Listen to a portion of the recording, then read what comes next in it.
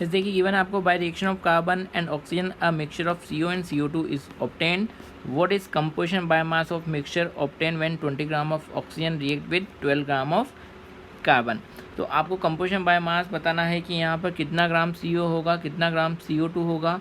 तो अगर आपको कितना मास ऑफ CO प्रोड्यूस हुआ, कितना मास ऑफ CO2 प्रोड्यूस हुआ, ये कैलकुलेट करना है। तो आपको ये पता होना चाहिए कि कितना कार्बन CO में कन्वर्ट हो रहा है और कितना कार्बन CO2 में कन्वर्ट हो रहा है।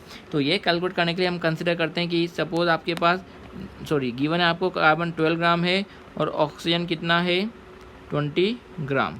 यानी अगर मोल्स की बात करें तो यहाँ पे ऑक्सीजन कितना मोल्स है 20/32 मोल ऑफ ऑक्सीजन है।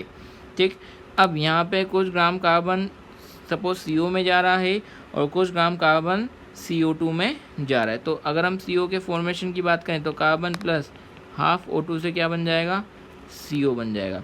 तो अगर ये x ग्राम कार्बन होगा तो इसका मोल्स कितना होगा x/12 mole of carbon.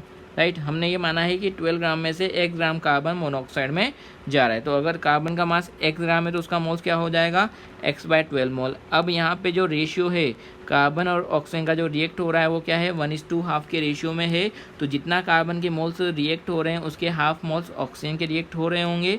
Means यहाँ पर ऑक्सीजन के कितने मोल्स प्रोड्यूस होंगे, कितना रिएक्ट होगा x/24 मोल्स।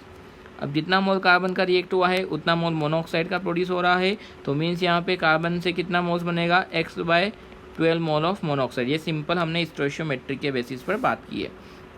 अब कुछ अमाउंट कार्बन का मोनोऑक्साइड बना लिया, कुछ अमाउंट कार्बन का क्या बना रहा होगा कार्बन डाइऑक्साइड बना रहा हो CO2।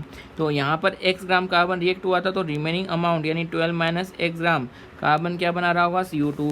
तो इतना ग्राम CO2 बना रहा है तो मोल्स कितना होगा 12 - x/12 मोल ऑफ कार्बन। तो जितना मोल कार्बन का है उतना मोल ही ऑक्सीजन का यहाँ पर रिएक्ट हो रहा है। जितना मोल कार्बन का होगा उतना मोल CO2 का, मीन्स 12 - x/12 मोल ऑफ यहाँ पर CO2 प्रोड्यूस हो रहा होगा। राइट, अब देखिएगा आपको यहाँ पर जो ऑक्सीजन गिवन था वो कितना गिवन था यहाँ पे 20/32 मोल।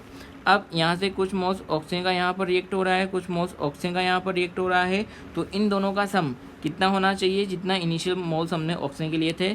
तो moles of oxygen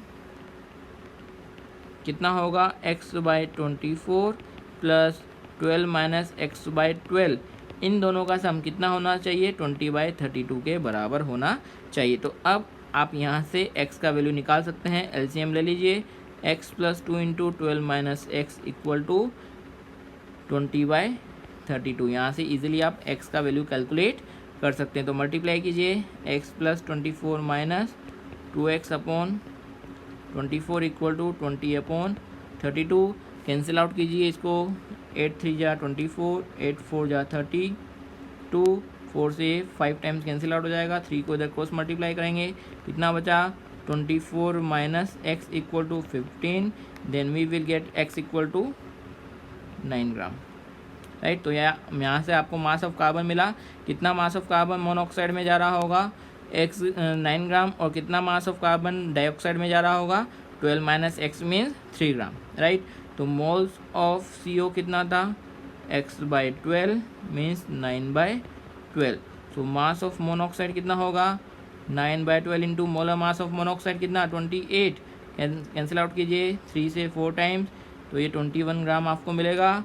and moles of CO2 कितना होगा 12 - x/12 मीन्स 12 - 9/12 मीन्स 3/12 मीन्स 1/4। तो मास ऑफ CO2 कितना हो जाएगा moles into molar mass means 11 ग्राम। तो रेशियो आपको मिल जाएगा 21:11।